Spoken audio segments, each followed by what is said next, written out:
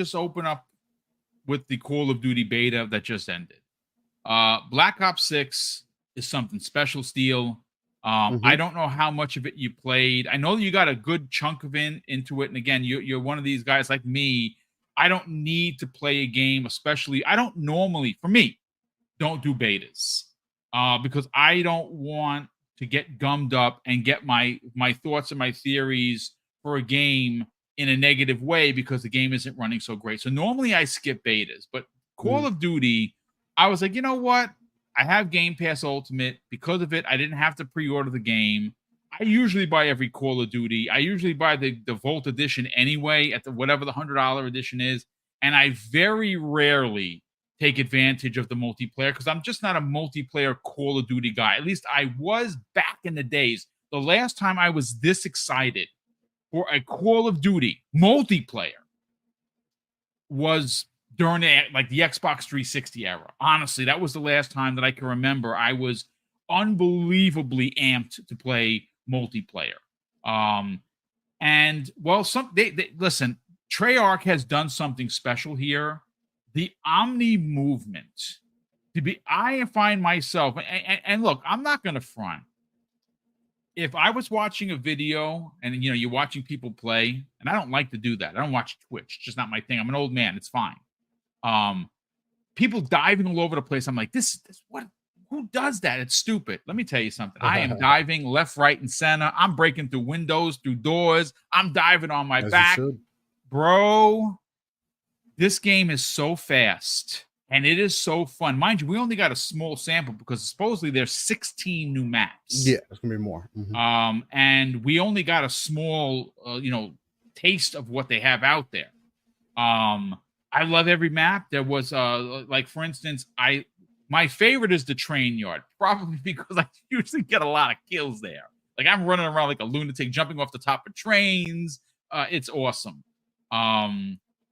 But I like my favorite board is probably the Rewind board, the old school video store one. That one is awesome. It's got a fast food restaurant you're running through. That was not bad. Solid. Pretty good. Look, let's get your thoughts on beta 1 and 2. Is it a day one buy for you? I already bought the $30 upgrade from the first beta. I'm already locked in.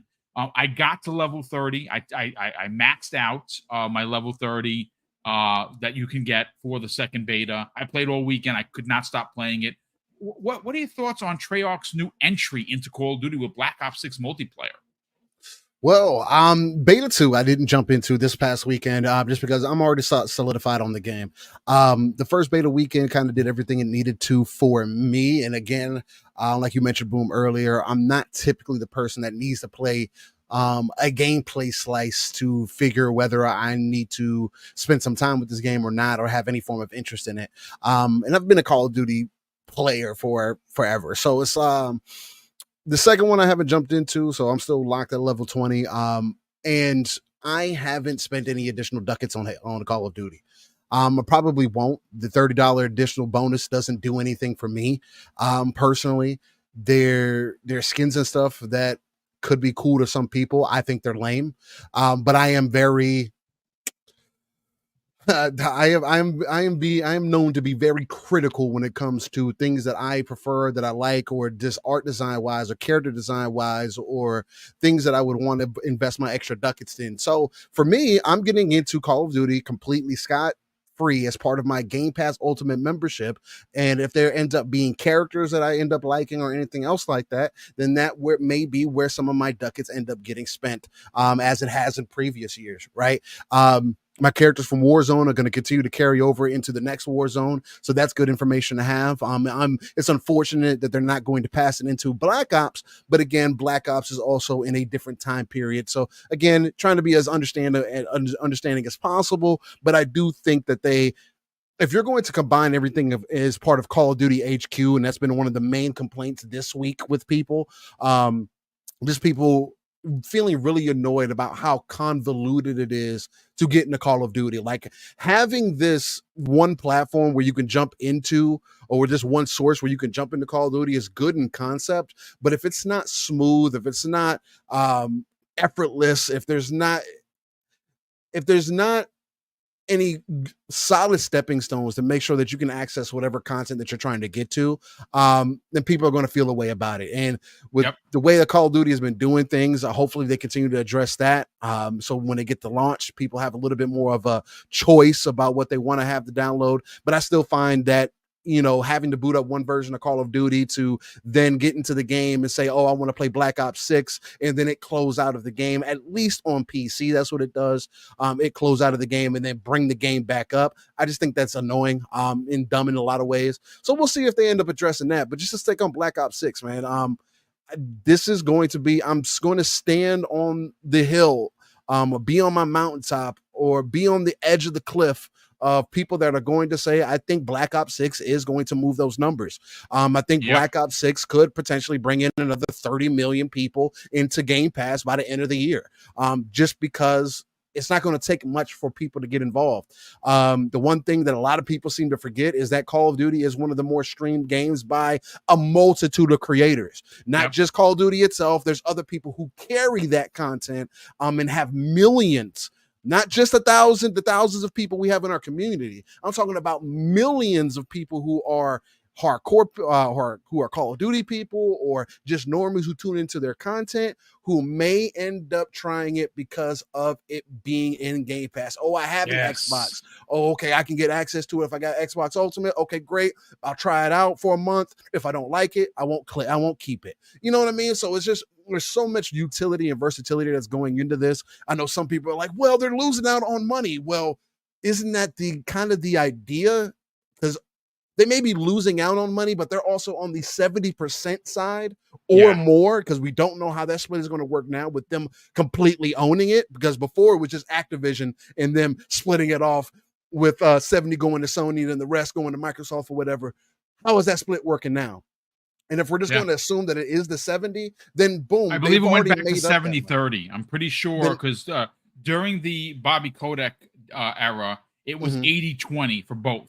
Oh, PlayStation, 80% Activision, 20% Sony. And of course, right before the launch of the Series X and S, Bobby was like, hey, listen, it's 80-20 here as well. And Microsoft was like, well, you know, we got to have Call of Duty. So, yep, we'll do it. And now, since Microsoft owned it, it went back to the standard of 70-30 for both. Okay. So with that taken into consideration, they're already going to be making 40% additionally on what they were making before, right?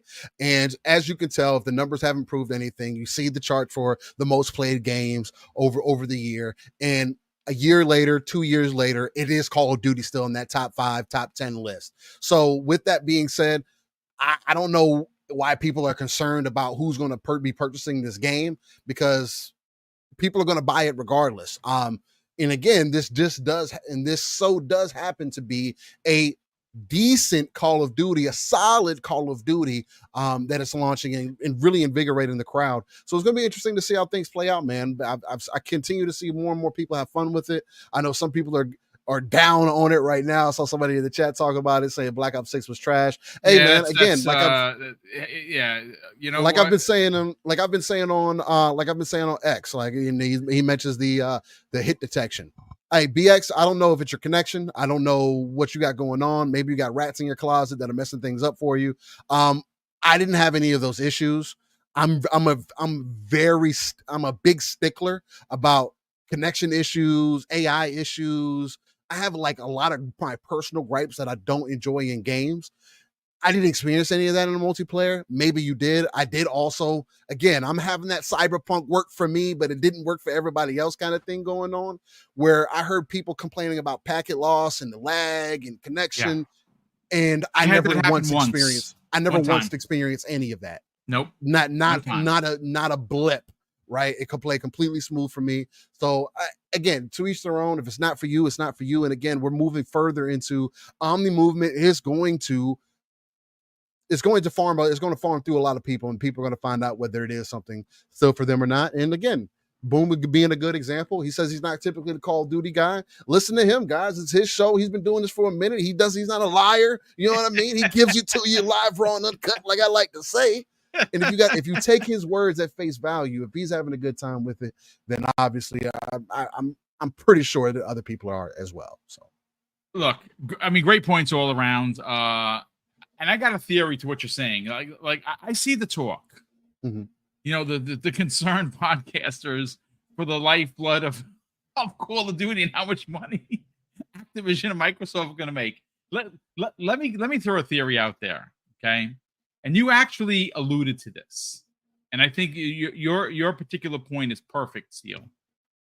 You just said that you're going to be playing Call of Duty through your subscription service. Mhm. That's $20 a month called Mhm. Xbox Game Pass Ultimate.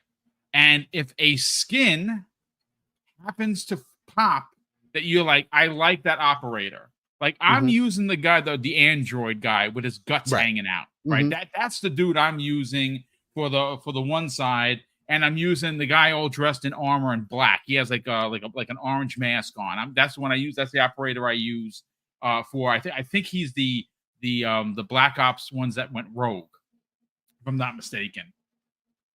I bought the $30 upgrade, which is a standard fare for anyone that has Xbox Game Pass Ultimate. You could do that with you did that with the Bite Back edition for Redfall. Obviously, you did that with Starfield, and it's a thing. And what's interesting is because for a lot of regular gamers, not the people that are in the trenches fighting this invisible console war, they're more likely to upgrade to the $30 and spend the $30 to upgrade to get the extra stuff because they're not buying the game. And that 76.43 that you're not spending on that game Steele will open you up as a consumer to not feel obligated, but to feel, hey, I got the game. I'm really enjoying the game. I'm playing multiplayer. It's a blast. Best multiplayer in years. Oh, look, here is this $15 skin. $15 and $20 skins are not a foreign thought. That has become Mhm. the standard fare since like Fortnite became a thing. And Yes, it's Fortnite Fortnite, popularized it. Yeah, yeah, right? yeah. And so they popularized you going out and buying an Indiana Jones skin or a Kratos skin Characters, yeah. or because you like the character and you're playing the game. But what's interesting here is this monster-sized game is going into Game Pass, and Mhm. you think that it's going to balloon the numbers, and I am going I to think then so. second that because I think you're onto something. There is going to be a subset of people that, again, if we're being fair and honest, if we're going to be have an earnest conversation, ladies and gentlemen, okay, I understand that the casual audience or the normies, if you want to call them that, aren't buying as many games as Steel, as me, as you, Mhm. as Fuzzy. They're not. They buy 3 games a year. But the thing that's not strange to them, Fuzzy Belvedere, is services. Streaming services are a normal, everyday part of life for even the normie community because of Netflix and because of all of the other streaming services. Name your favorite 10. We probably all have 10 of them at least. Xbox Game Pass, and again, to be fair, let's call a spade a spade. And I'm looking at you, Xbox. I don't understand how you could be a $3 trillion company and not figure this shit out. Like, get your ducks in order and sell the goddamn service, which is the most affordable and most valuable service available today on any platform. Why don't you have people in place? There are people making lots of zeros. Why can't they figure this out? I am baffled by the stupidity of them. Honestly, it shocks me how no one, when I tell friends Game Pass, like what is Game Pass? Oh, it's service like Netflix except for Xbox, and you get all these games. Why am I selling it?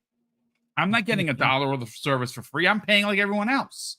So they need to figure that out. But Fuzzy, let's go back to some of the things that Steele said about did you get a chance to play the beta? Are you interested, being that it is that it's going to be an Xbox Game Pass? And more importantly, do you think that there is going to be ballooning numbers? Because I think Steele is honestly onto something here. I think you're going to see numbers because it's Call of Duty.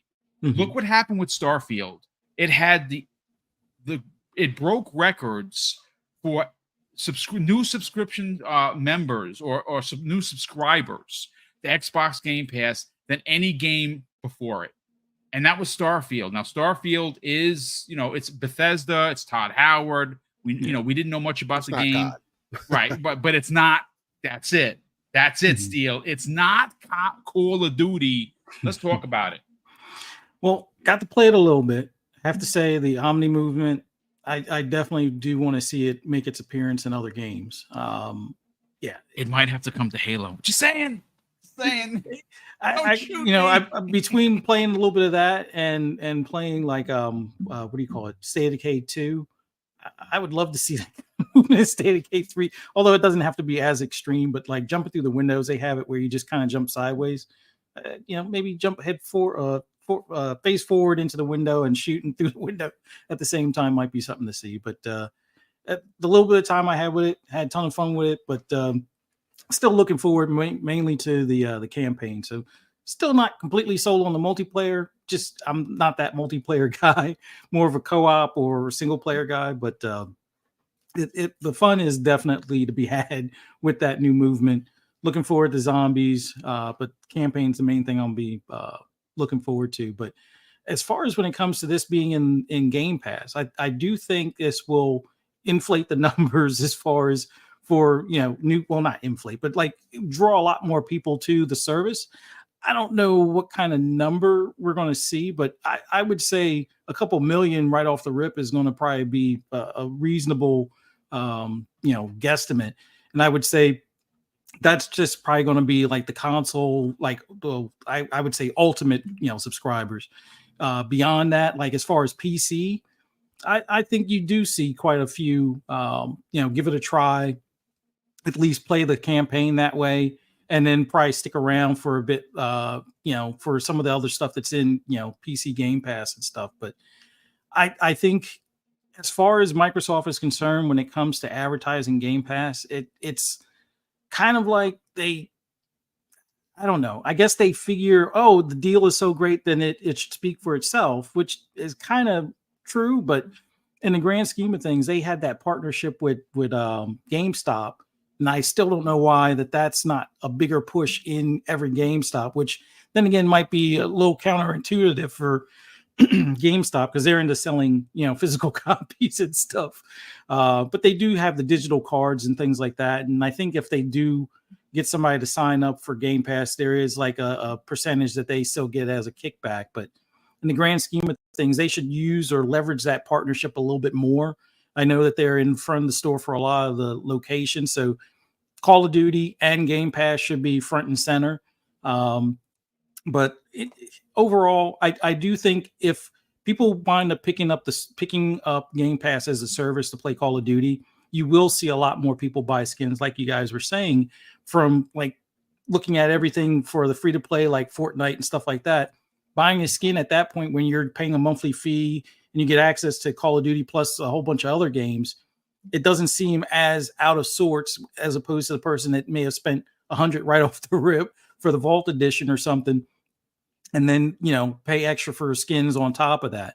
So I think we will see, or at least Microsoft themselves will probably see a lot more revenue as far as for the add-ons and skins and things along those lines. I don't think they're going to lose any sales overall as far as when it comes to compared to other years. This is definitely going to outperform like one of their worst Call of Duties, which I think was like 11 mil within like a couple of month period. And that was the one where they were in space. And that was one of their slower ones where people were talking about boycott Call of Duty. And it still hit 11 million in a couple of months. So I do think this one, I won't say it necessarily doubles it right off the rip, but you're going to be looking at 20 million copies of this Call of Duty probably sold between, the first 6 months or the first 8 months of its lifespan. You'll probably add at least a few million subscribers, maybe more over time, especially when all the other Call of Duty start hitting the service. I think that's when you see the bigger, transition, because at that point, if somebody skipped the Call of Duty, like I skipped, was it Vanguard and a couple other ones in the past, that might be the time for somebody to actually come over to the service and be like, you know what? I don't have to worry about the library I had somewhere else, or the platform I was on somewhere else, or the fact that they were on a previous gen console. They might do the upgrade, get a Series S, do Game Pass, and go from there, and have pretty much access to all the Call of Duties. But yeah, it's definitely going to do some big numbers. I would say it's probably going to be the biggest selling game this year. I mean, shout out to Black Myth Wukong, but it's not going to be like Hogwarts. I think was the only game that really beat out Call of Duty last year, but that was from February all the way through the following February, and Call of Duty was only edged out by a couple mil from like that November or October to like that same February. So it's a much shorter period, and it's selling as much as what Hogwarts did. So I expect this one to do pretty much the same. But yeah, the Game Pass subscriptions, they were at 35 million. I think the last time they talked to us, I wouldn't be surprised if they spit out a number like 45 mil or something like that, before the year is out, or going early into the next year.